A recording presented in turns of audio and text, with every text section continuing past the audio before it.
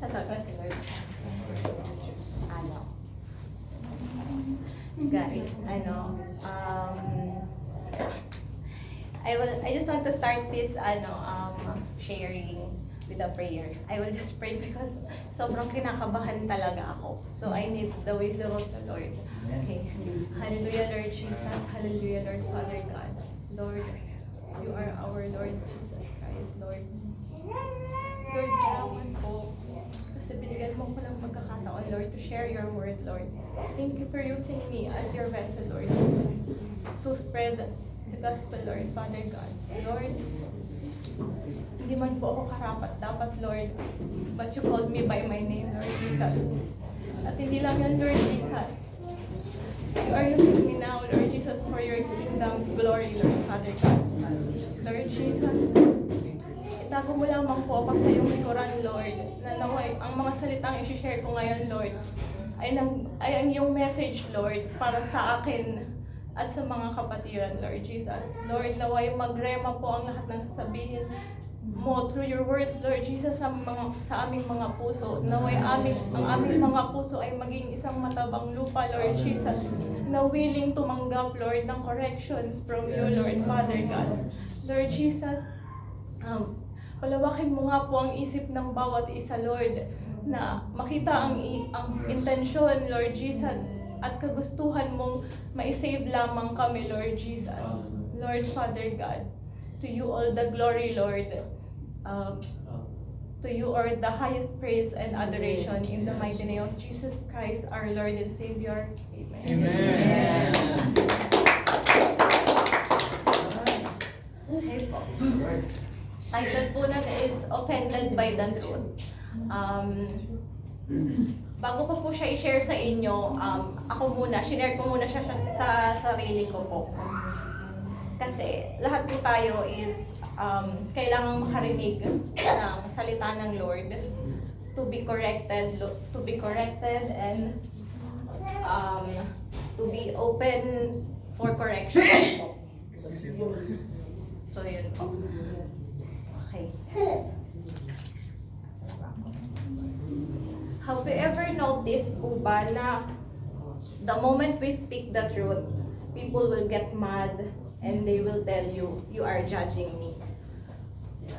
But this is not the intentions of the truth. People don't get mad because you judge them. They get mad because the truth exposed what they wanted to keep hidden. But true love tells us the truth even when it wounds. Truth really hurts po. So, in Galatians 4:16, have I now become your enemy by telling you the truth? The book of Galatians talks about the letter written by Apostle Paul to early churches in Galatia. He teach the people that people are made right with God through faith in Jesus Christ alone, not obeying religious rules or the works of the law. Same po sa atin sa Pilipinas. Galatia have another religion, same as Catholic, but for them they have Judaism. So they are also have traditions and other idolatry, something like outside the will of the Lord. So, eto po, nakikipag-usap po si Paul sa Galatians to speak the truth of what Jesus wants us to know.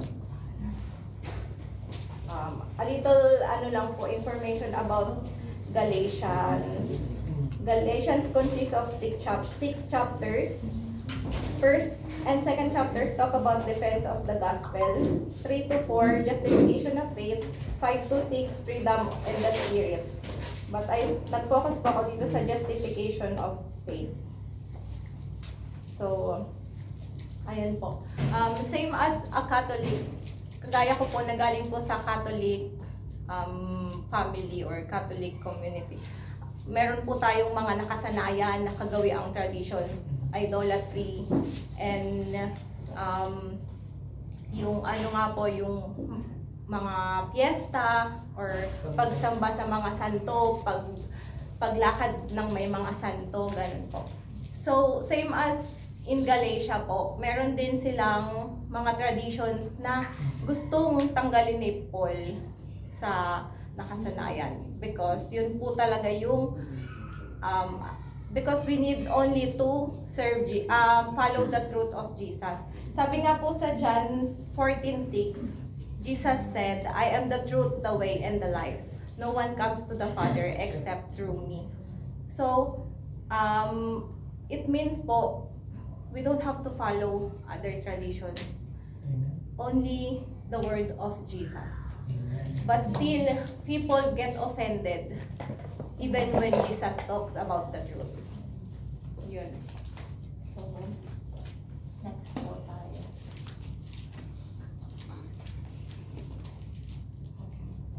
Ultimate truth and authority.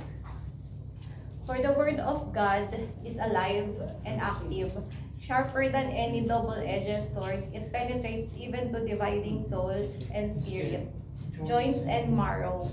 It judges the thoughts and attitudes of the heart. These verses po, only to also to add dun po sa verses na regarding offense of the truth, how we are offended with the truth. So, ayan. As you notice po, yung picture dyan, I personally chose po that picture kasi nag-explain siya ng yung puso po natin and the two-edged sword. And there's a growing plants in it. Yung ano po kasi, the word of God, sabi nga po sa John 1, was in the beginning was the word, and the word was with God, and the word was God. So yun pong word po talaga ng Lord. It speaks truth, and it penetrates also in dividing our soul and spirit. Kaya po may mga taong nasasaktan or na-offend kapag we're speaking the truth. Not because po we speak it with where we're trying to hurt them, but the truth of the Lord really hurts, especially when we are living in sin. Kasi po, ayan po. So, yan lang. So, ayun po. Tuloy ko na ulit. Is the truth should offend us or transforms us?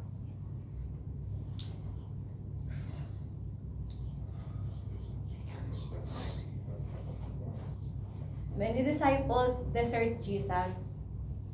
In John 6:60-69, many followers left Jesus because they found his teaching on the bread of life too hard to accept, leading Jesus to question his closest group and rebuild his heart.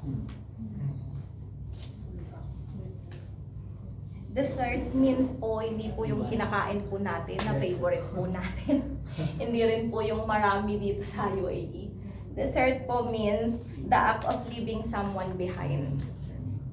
Iniwan po siya ng ibang disciples niya because of how he spoke the truth. Amen. So,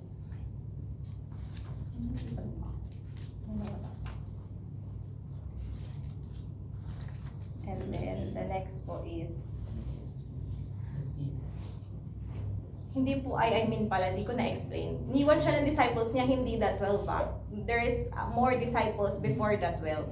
But the 12 remains to his side during the time of the gospel po, when Jesus is still not crucified.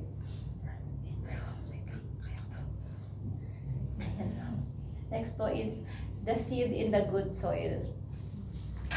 In Matthew 13:23, explains about the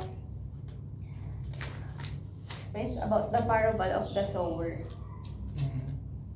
But I specifically picked po the 13:23. But the seed falling on a good soil refers to someone who hears the word and understands it. This is the one who produces a crop yielding 160 or 30 times what was sown. The seed refers to the word of God, and a good soil is our hearts. If we are willing po to accept the corrections, the word of the God, the truth that comes from the word of the God, yung puso po natin para siyang good soil na nagpo-produce ng isang magandang bunga. Amen. Amen. So, yun po. And then, in 1 Peter 2:7-8, the stone that causes people to stumble and the rock that makes them fall.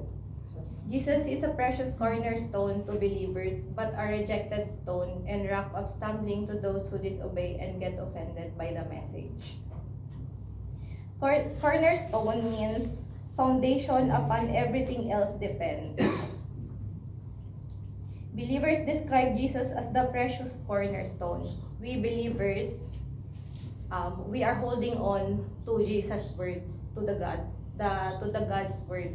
We are holding on His promises and His truth.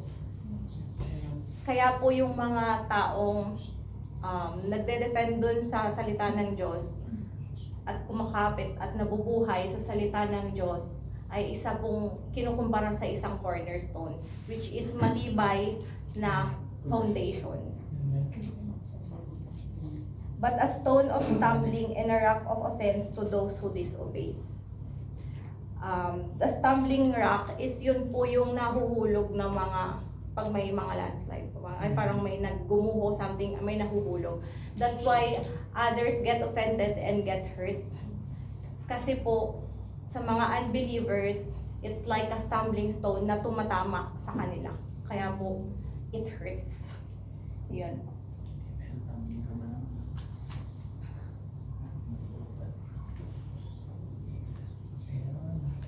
What does the Bible says? Sorry po, mabilis lang po. Ano po? What does the Bible says? Some passages address how telling or hearing the honest truth of God can cause friction, anger, or stumbling. Means the problem is not the validity of the truth, but the listener's willingness to accept it. Minsan po, alam naman na po natin yung katotohanan. Kasi hindi naman po siguro magpapapako sa krus si Jesus for lies. Hindi naman niya i-offer yung buhay niya just for a lie. So in John 8:45, yet because I tell the truth, you do not believe me.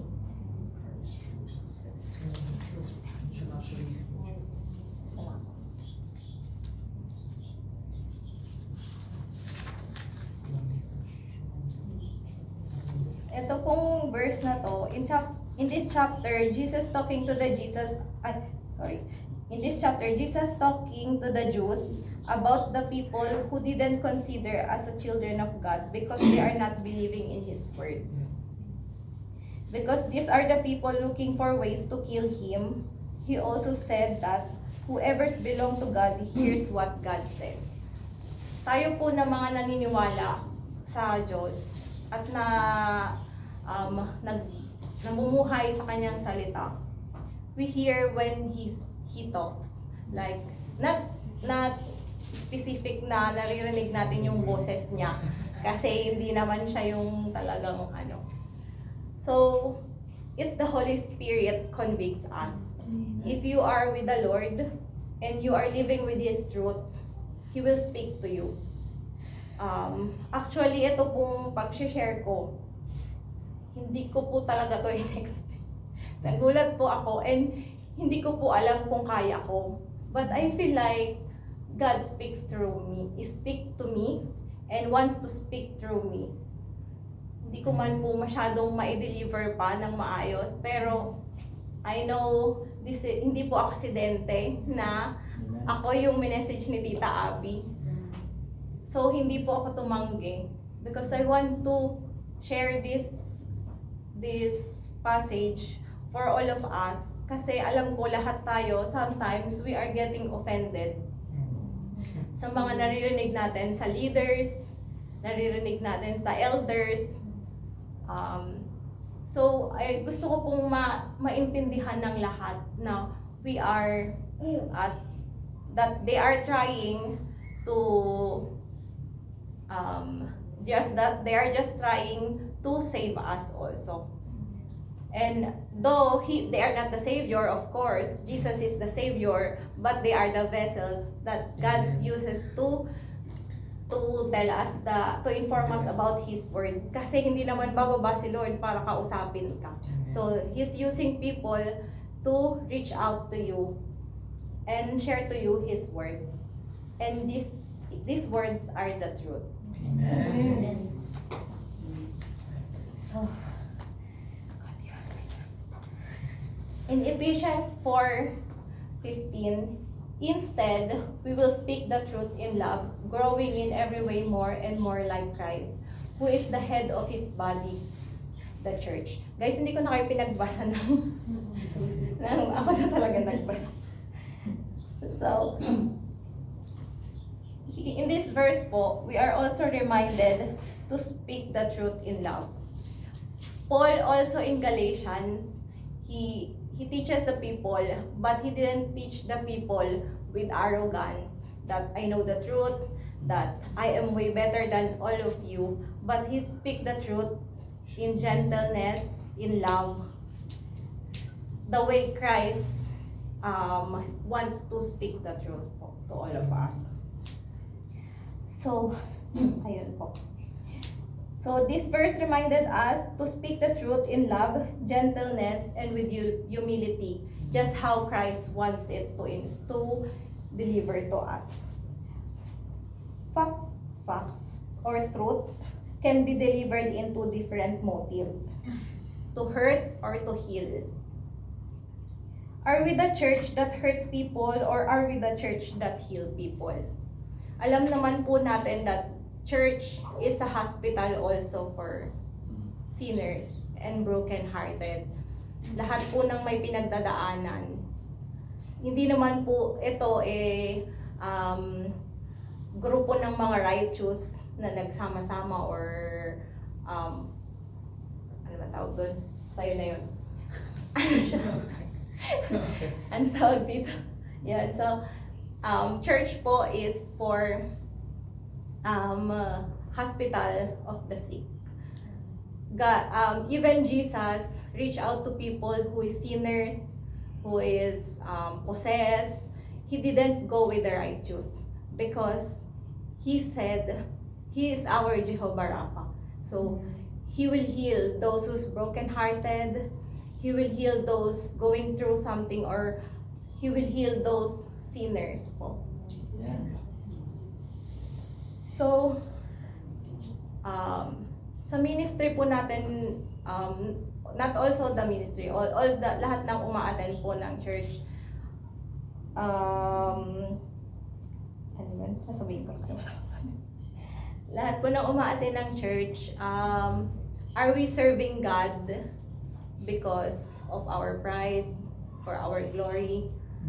Because, diba, we are serving the Lord for His kingdom's glory, not for ourselves po.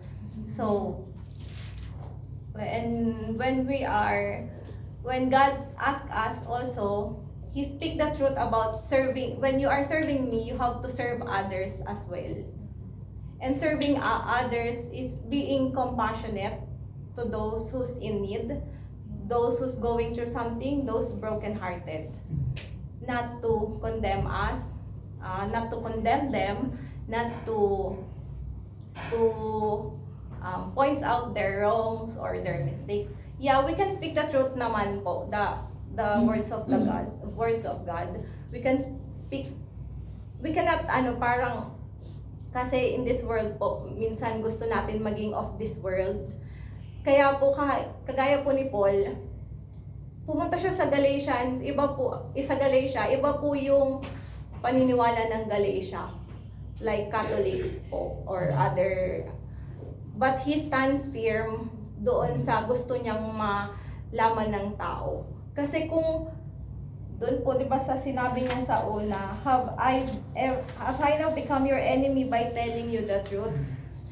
Yung mga tao po kasi tinanggap siya sa Galatia ng sobra, yung parang halos sambahin siya nung pumunta siya. But when he's speaking the truth, nagbago yung tingin sa kanya ng tao. Pero tayo po, pag nagbago ba yung tingin ng tao sa atin, for example, we are in a group of friends na tayo lang po yung Christians and others are Catholics. Will you try to fit in and forget what you stands for? If you stands for Christ, will you disregard it just to fit in doon sa mga friends mo na iba yung belief? Syempre po, we have to speak the truth regardless if we have to be set apart. Kahit Paul stands firm to his truth that Jesus Christ alone will save us. Again, in John 14:6, He's the only way and He's the only truth to the Father. So we can go to the Father. Amen. No, not the saints, not the idols, but only Jesus alone. Amen. Not the people who we want to please, but Jesus alone. When we are serving church, we are not there to please people. We are there to please God. So, to please God, we have to stand firm in His truth. We have to stand firm in the passage in His gospel also. So,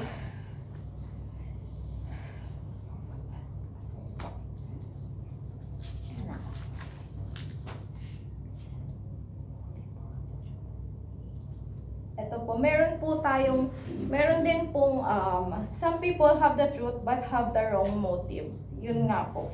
There are two kinds of speaking the truth. Pwede pong pumunta ako sa inyo carrying the truth, but my motives are different. Some motives, it can be to reveal or to conceal. Pwede pong dala ko yung truth pero gusto kong pagtakpan, or dala ko yung truth pero gusto ko i-reveal sa'yo regardless kung masasaktan ka. So, ayun po. When revealing and speaking about the truth of the word of God, we have to check our heart also. Kasi po, baka yung motives natin hindi na naaayon. Kahit nadala mo yung truth, but your motives and intentions are not good, the outcome, of course, will not be good. For example, sa mga friends or family natin, sometimes, di ba po, alam natin yung truth, but our family kasi, dahil nakasanayan nila yung ibang traditions, we are being persecuted, we are being parang questions, or kung ano pa man, ganun. Pero po, ano nga yun? Even our intentions are pure, even if we want to speak the truth with pure intention to our family, for them to know also the words of God, they can, kasi parang, pwede nilang ma-take in a different way also. But there's motives also that when we are sharing it, we are just sharing it because we want to make them feel that we are way better than them, that we are righteous than them. So when we are sharing the truth of the word of God, we have to check our heart if our motives are for how God wants it to deliver the passage.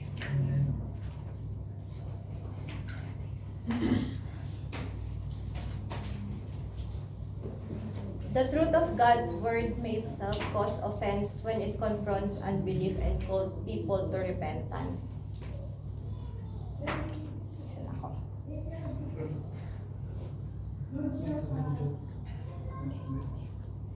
Ito po, the truth of God's word may itself cause offense when it confronts unbelief and calls people to repentance. Ang example ko po dito is yung LGBTQ.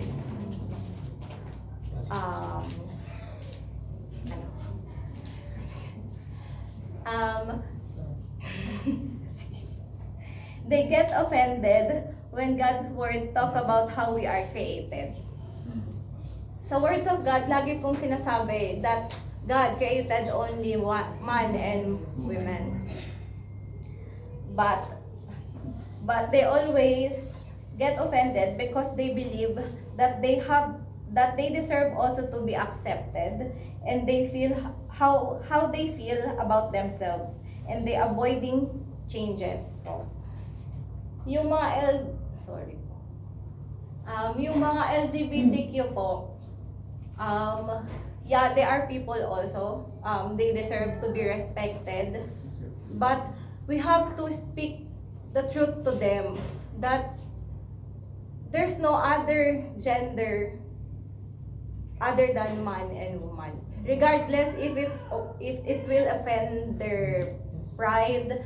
Di ba nga po, they are creating this logo na rainbow symbolizes pride. But rainbow doesn't really symbolize pride. It's a new beginning. Yeah, and it's they change it based on what the world feeds them. Like, ano po ba yung mundo natin ngayon na tinutwist na po ng mundo kung ano yung katotohanan. And not because majority of nandito sa mundo is nag-stands doon sa gusto nilang paniwalaan, doesn't mean we had to conform the world. So they get offended when we addresses that sin, because they keep on repeating that they deserve and they need to be respected, and they don't want to they don't want to do the repentance. They don't want to repent. They don't want to change. They don't want to accept the truth that God's only created man and woman. Let's example lang po yun.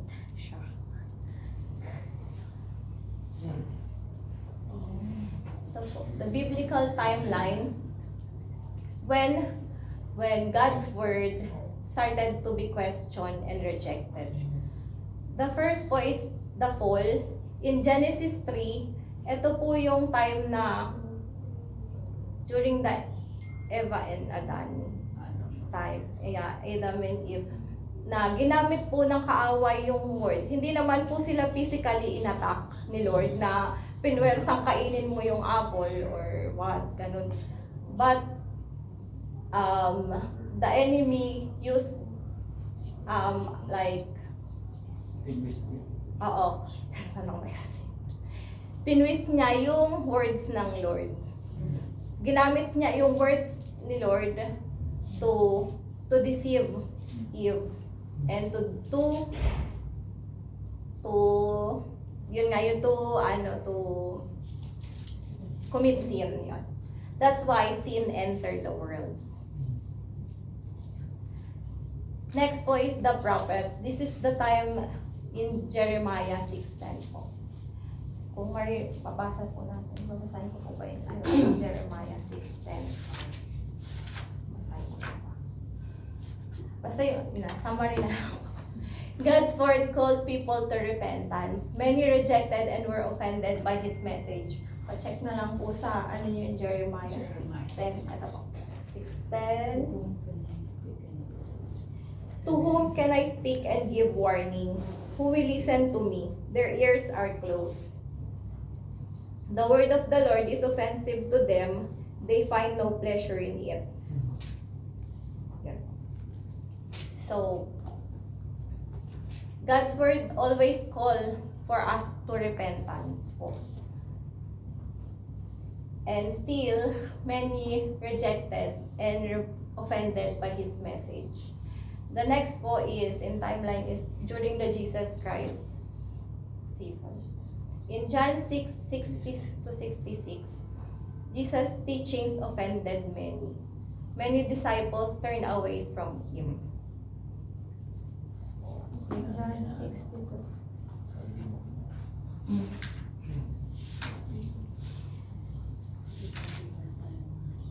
So, yun po. In John... Ayun sa baba. John 6. Pabasa na lang po. So, hindi ko na po nalagay dyan. Ako na lang.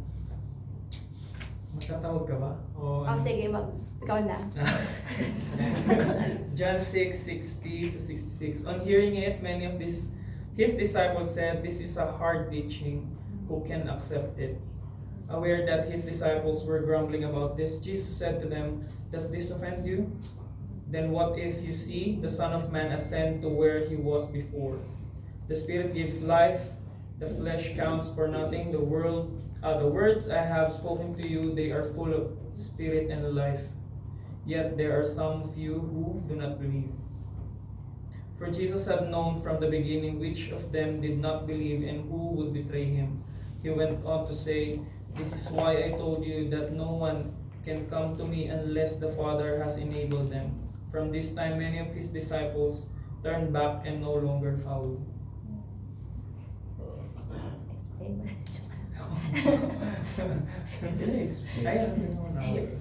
Jesus' teachings, yun po, offended many during this time po. They even, they are finding ways to kill him during that time po.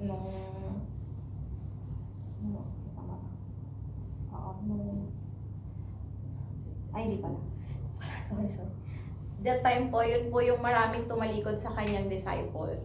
At ang naiwan na lang po sila Peter, yung 12 po. Kasi this is the time that Jesus asked the 12, "You do not want to live too, do you?" Yun po siya. But Simon Peter answered, "Lord, to whom shall we go? You have the words of eternal life." So, they stand firm also dun po sa words ni Jesus during this time when He's speaking the truth. Regardless kung may mga na-offend man siya. Kasi po, sometimes kahit na may na-offend sa mga salita natin, kahit na po kasi siguro lahat naman tayo naka-experience na sharing sa ibang religions. And then, no matter how gentle and loving you deliver the passage, still, it offends them.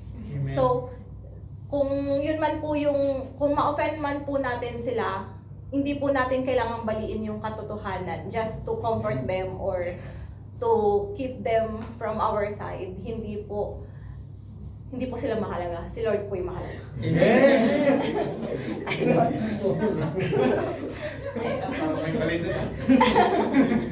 Charot na. Sorry po. Mahalaga din naman po yung mga tao. Kailangan po natin silang tulungan. Ayun. So the last po is the early church. The apostles boldly preached the gospel. Ito po yung time na na po sila. Yung mga pin-persecute na nga po yung mga apostles for sharing the gospel. But kahit ano pong gawin sa kanila, kahit po pugutan sila ng ulo, ipako sila sa krus ng pabaliktad or pakros, or balatan sila ng buhay, or ano pa po bang ginawa sa kanila, stone to death. Still, they stand firm po dun sa truth.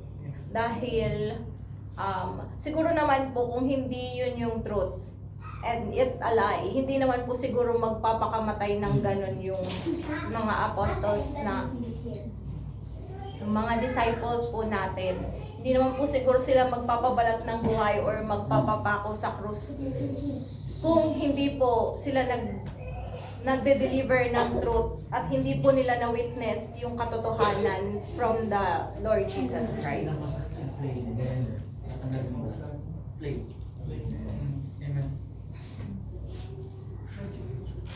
Why truth causes, mahaba na po ka. Why truth causes offense? truth confronting pride. Ito po, isa po to sa nakasalanan is pride po. Kasi po, when you have the pride,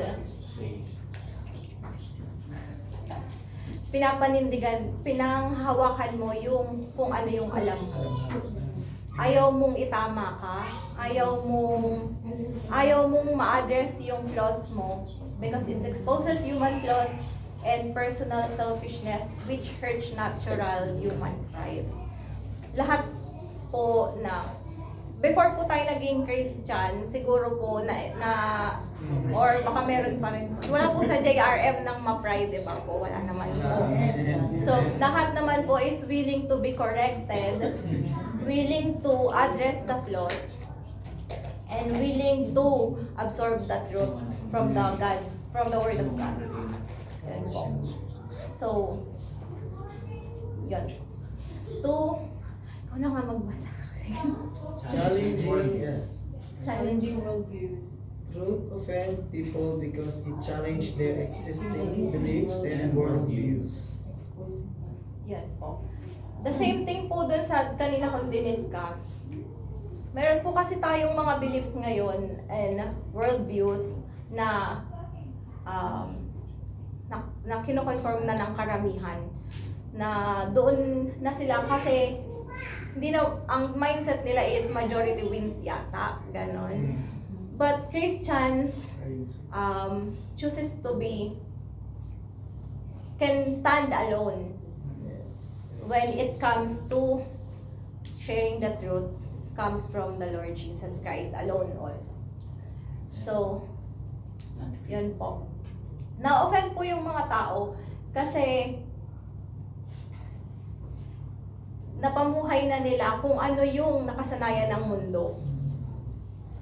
So, but hindi po tayo, bilang Christians po, hindi po tayo para tumigil na mag-share ng katotohanan ng salita ng Diyos just because we know that we are saved. Hindi po dahil dala na natin yung truth and we are confident enough na save tayo, kailangan na po nating pabayaan yung mga taong nabubuhay sa mundo, sa kasalanan, sa belief, and worldviews. As much as we can po, we can reach out to them. Not making them feel na we are better than them, that we are more righteous than them, but we have to inform them that we are once sinners too. That we are once broken, that we are once conforming the world. But we have to share the word.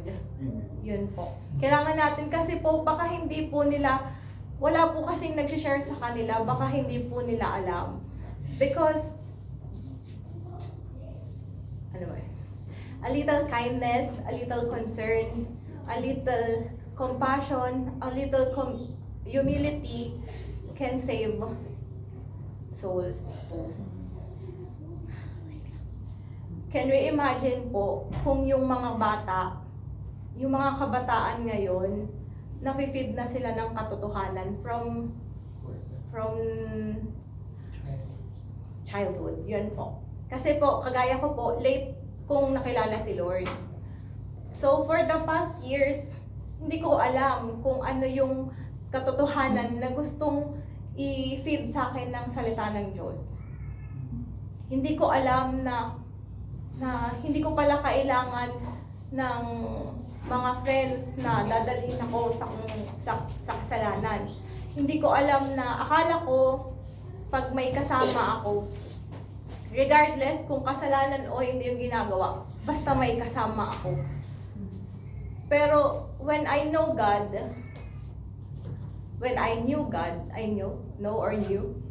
nung nakilala ko po si Lord, dun ko natutunan na, no, I can stand alone. As long as I stand with the truth of the Lord Jesus Christ. Regardless kung ma-set apart ako sa mga dati kong kaibigan, kung ma-set apart ako doon sa grupo na puro saya, puro makamundong gawain. It's okay as long as I'm standing with the truth. As long as I'm here repenting for my sins. As long as I'm willing to change my heart. As long as I'm willing to be corrected by the Lord Jesus Christ alone. Amen. So, if we can share the word, if we can share the truth to the children, meron po ba kayang mangyayari ngayon na nangyayari sa Pilipinas? Yung nangyayari sa Pilipinas ngayon. Meron bang bata na kayang pumatay ng kapwa niya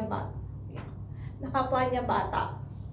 Kasi hindi niya alam yung katotohanan. We cannot blame them also. We cannot condemn those kids na nakagawa ng mali sa kapwa nila or nakasakit or nakapatay kasi hindi nila alam yung katotohanan. Kaya po, wag po natin i-keep sa sarili natin yung katotohanan. As much as we can reach out to people na pwede rin gamitin ng Lord para i-share sa family nila, sa anak nila, yung truth ng Bible. Kasi po, we can save lives. Walang namatay kung yung batang yun na nakasakit ng bata at nakapatay ng bata is naturuan ng kanyang magulang ng salita ng Diyos.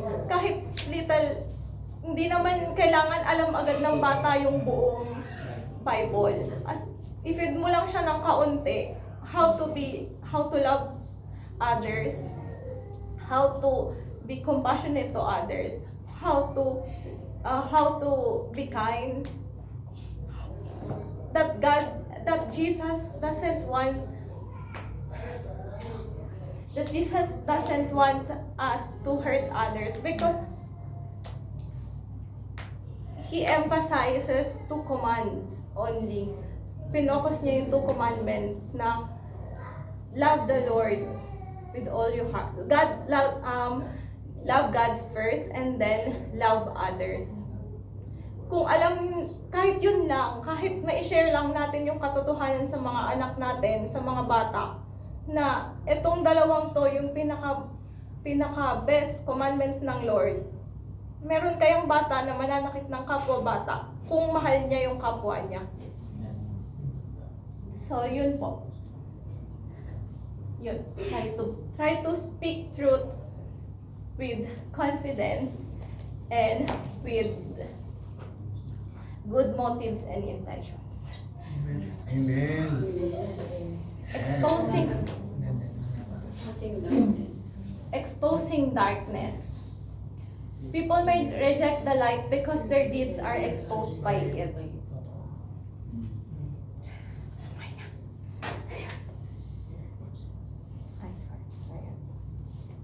Yan nga ba? Darkness exposed when light enters the room. Kapag sobrang dilim po ng isang room, kahit anong gawin mo dyan, hindi po makikita. Ayon po experience.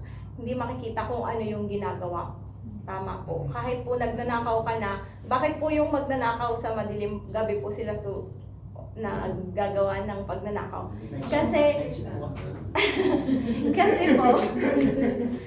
Kasi po hindi po sila mahuhuli dahil madilim. But when the room enters the light, when the light enters the room, kapag po and the word of God is the light of the world. Ito po yung pwedeng maging light din po in the darkness. Kaya po siya nare-reject kasi some people doesn't want to be exposed. Kung ano po yung totoong nararamdaman nila, kung ano po yung ginagawa nila. Kasi everyone can fake it. Everyone can fake the intentions, can fake the motives. Especially if that person lives in darkness. But when lights enter the room, it can be exposed. Same po dun sa sharp swords, two-edged sword that Ganon din po siya, nare-reveal po yung nilalaman ng puso mo. Yung attitudes, when, ano yun? Sige, sige. Amen. Kaya mo. Amen, amen. Praise the Lord. Causing resistance. Ayun pala yung buhay. When truth offends. Ikaw na, Aaron. Causing resistance. When truth offends, it is often because it has collided with its resistance. Reason why reaction turn negative. Yun po. So, truth offense nga po. Kasi meron po tayong ginagawang kasalanan. Ma-offend ka ba kung alam mo na wala ka namang ginagawa? Pag binuksan mo, often. Yun. So, for example po,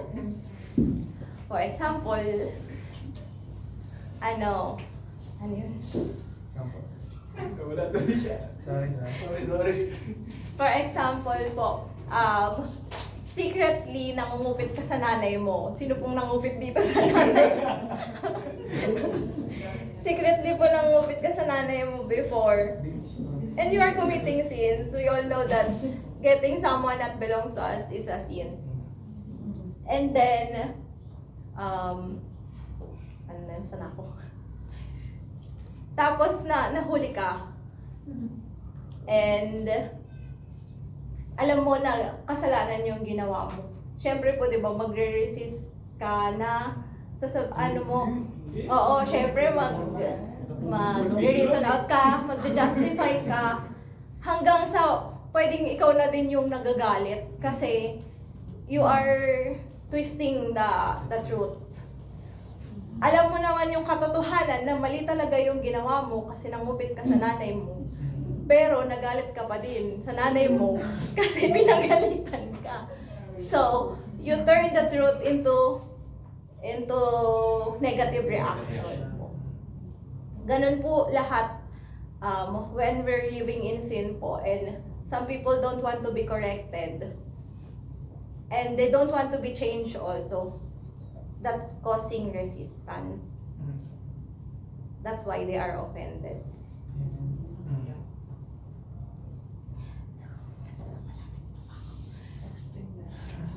Trusting the unchanging word of God.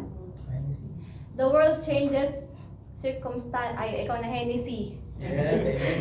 Basahin din ako. Tayo ka daw. Stand up, stand up. Sige na.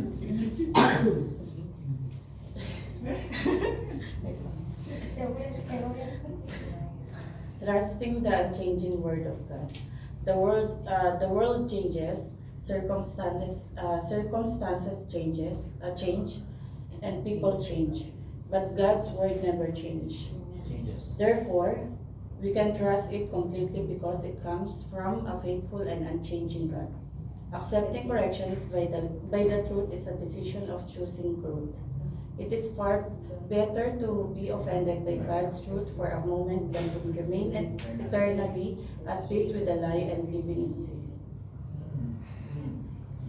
Explain ko pa po ba ulit? So, ano nga yung kalipat ko? Yun nga po, lahat po ng nothing is constant po dito sa mundo. Lahat nagbabago. Kahit yung nagpapakilig sa'yo ngayon, pwede siyang magbago tomorrow.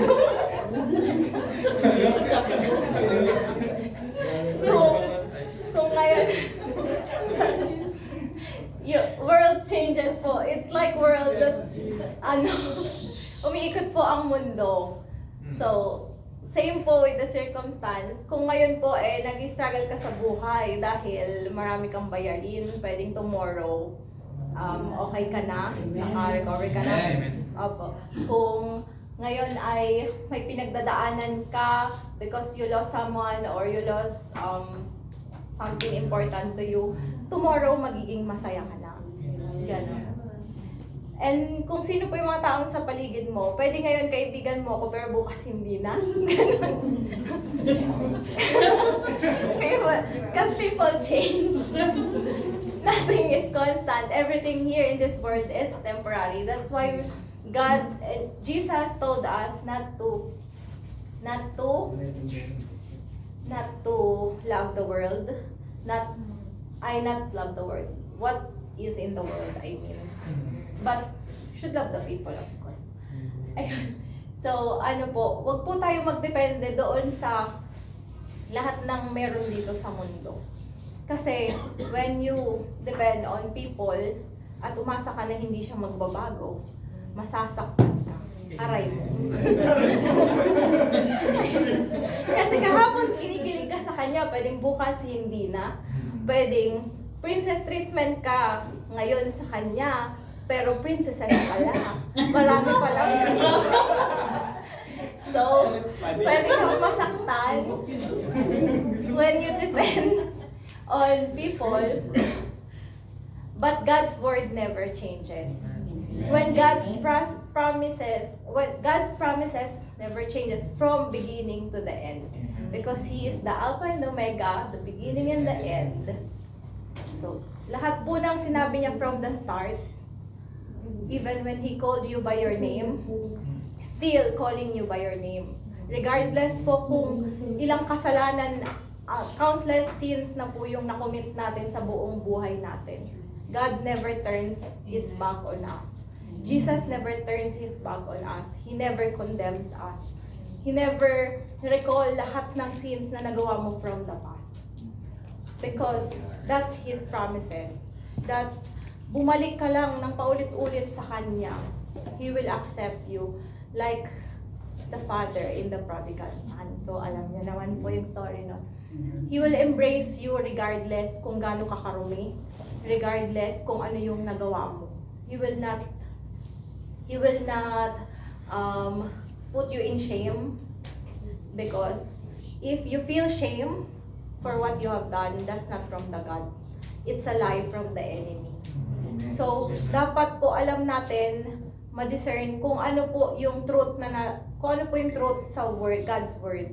Kung ano po yung truth na gusto ni Jesus na ma-retain sa puso natin. Kasi gusto niya pong malaman natin at ma-discern natin na kung ano man yung naririnig natin behind our ears is from Him or from the enemy.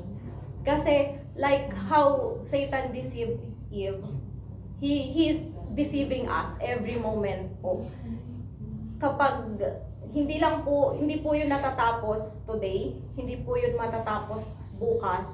Every single time na may pagkakataon po siya to deceive us,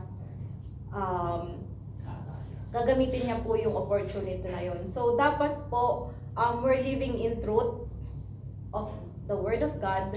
Dapat po alam natin kung ano kilalanin po natin kung anong klaseng Lord si Jesus. He's not the Lord who will condemn us. He's not the Lord who will turn His back on us. Siya po is Lord na tatanggapin tayo with humility, with love, with compassion. So, He will never change. Yesterday, today, and forever. He will remain the faithful God even when we are unfaithful. So, accepting correction by the truth is a decision of choosing growth. Kapag po gusto nyong mag-grow sa isang bagay, kailangan nyo pong i-feed yung sarili nyo. Tama po ba? I-feed nyo ng kung gusto nyo po mag-grow sa isang, for example, sa work, kung gusto nyo mag-grow, you have to accept the correction from your boss. Hindi naman po pwedeng maninindigan ka lang sa kung ano yung alam mo. And you're not willing to accept correction and you want to grow. Hindi po yun mangyayari. Kasi lahat po, kahit po masakit yung corrections, kahit po sometimes na feel mo na natapakan yung pride mo, but since we are Christians and we don't have pride, so wala pong masasaktan, ganun. So kailangan po always kayo po yung may initiative dun sa decision of accepting the corrections. It is far better to be offended by God's truth for a moment than to remain eternally at peace with a lie and living in sin. Okay na po yung masaktan tayo sandali dun sa pag napagsabihan po tayo ng leaders, napagsabihan po tayo nila pastora or nila pastor ng kailangan natin i-correct dun sa sa sarili natin. Okay lang po ma-hurt ka kasi you are human flesh, na may feelings, may emotions. Pero don't take it personally. Isipin mo lang lagi na hindi ka nila pinagsasabihan kasi yun nga kinokondemn ka nila or masamang tao ka or ano. They're just correcting you because they want you to grow. Mas okay na po yung masaktan ka ngayon kesa naman po mamuhay ka sa kasalanan. Kesa naman po mamuhay ka sa kasinungalingan, di ba po? So, meron pong kasabihan na hurt them with the truth. It's better to hurt them with the truth than to comfort them with a lie. So, okay na po yung masaktan po tayo basta po sa katotohanan. So, when someone's correcting you, just accept it and learn from it for you to grow. Amen. Receive God's word with humility. Sino? Kimi, ikaw na Kimi. It's your turn.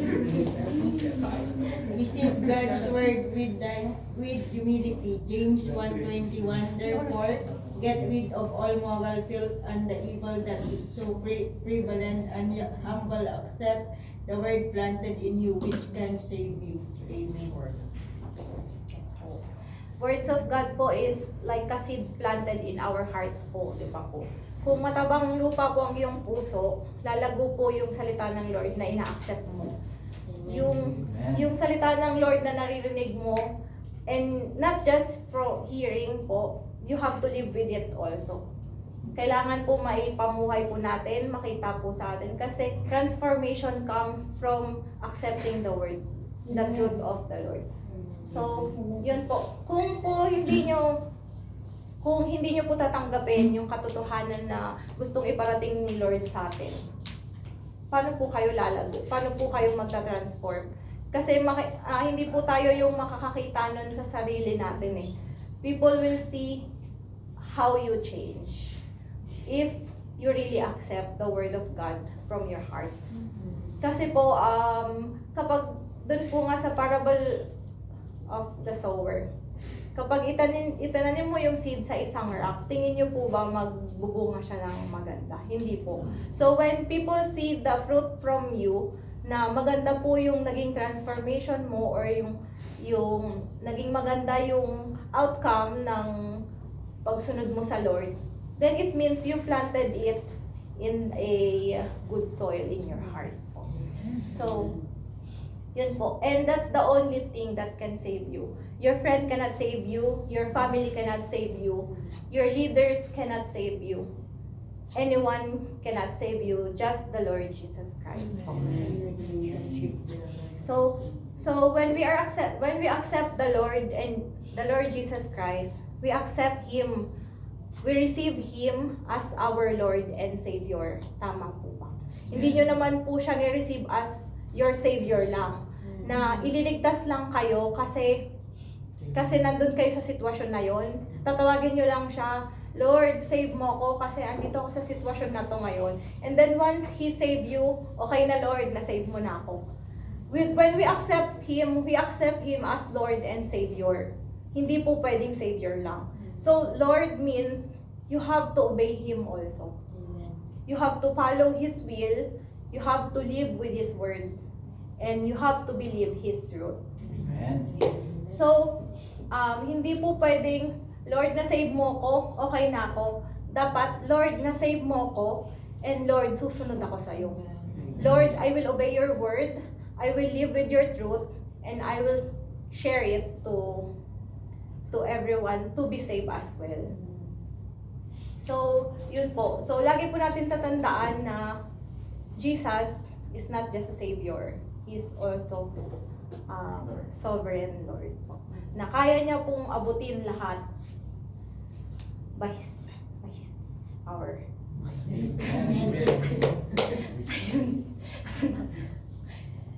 Jesus calls us to remain in His word.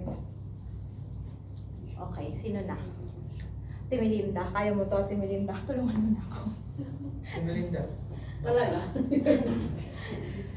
Jesus called us to remain in this world. Sorry lang, kailangan. The Jews was bad believing. Jesus said, if you hold to many teaching, but you are really my disciple, then you will know the truth, and the truth will see you free. John 8, verse 31 and 32. Set you free. Set Okay. you So, yun po. So, kung ayaw nyo pong makulong sa kasalanan, ayaw nyo pong makulong sa kasinungalingan, kailangan nyo po ang salita ng Diyos.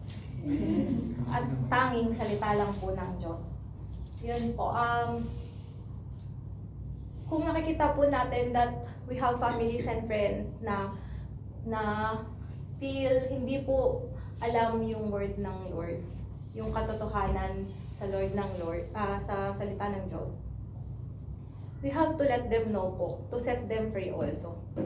Kasi para po silang, alam niyo po, nasa jail cell, tapos tayo po nasa labas. So, pwede naman po nating, we can save them, not us. God can save them through us by speaking the truth po. And the truth will set them free po. Kasi kung nakukulong na yung tao sa isang kasalanan and he still don't know that how much God loves him, kung hindi niya po nakikita na si Jesus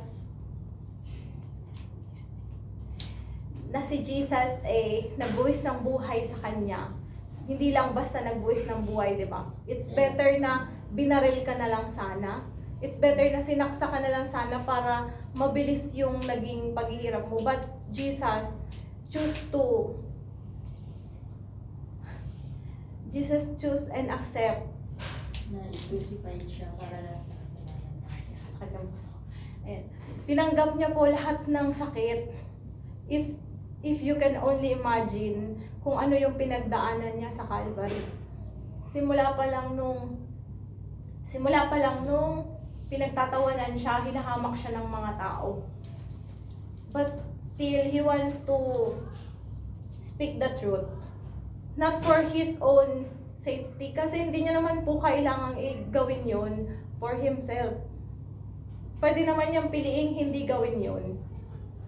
So kung alam lang po ng mga tao, yung katotohanan na nagdaan si Jesus dun sa ganong hirap, how many cuts, how many pain, kung ano yung pinagdaanan na during that crucifixion.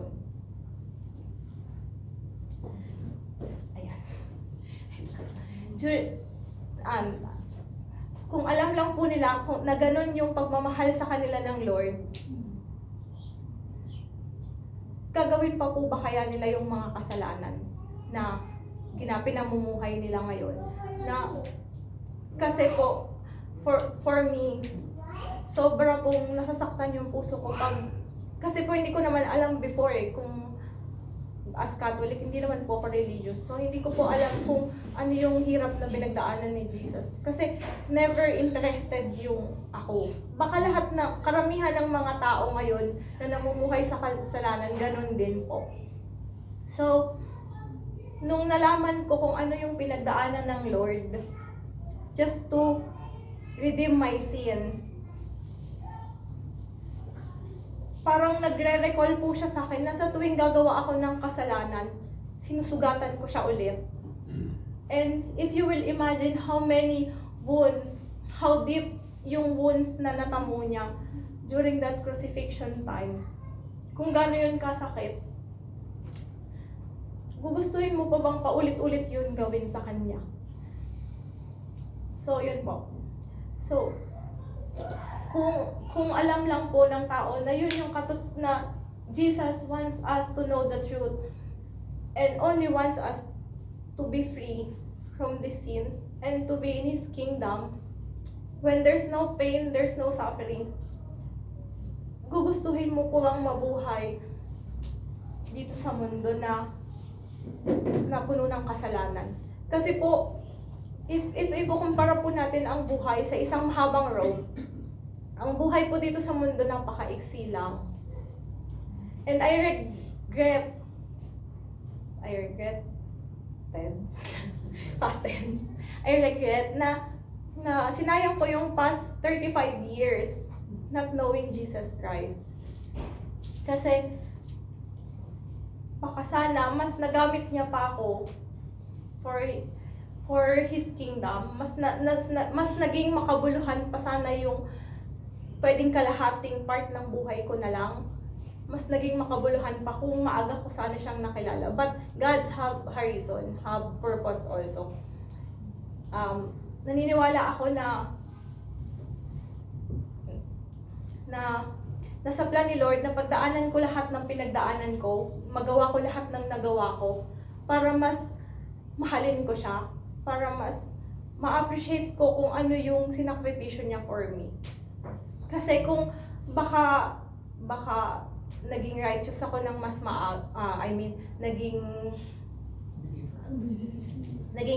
nag-obey ako ng mas or mas naging nakilala ko siya ng mas maaga, baka hindi ganun kalalim yung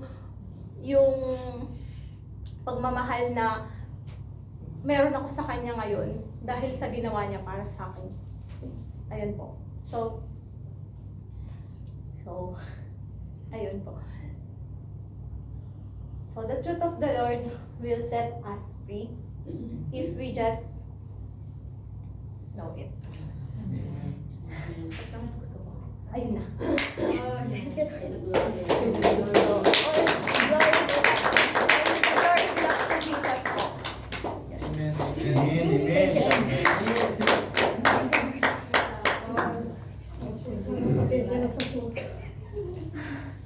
Hindi na ako nakadaan sa bahay. Praise God. Na-bless po tayo, no? Napakaganda po ng topic niya.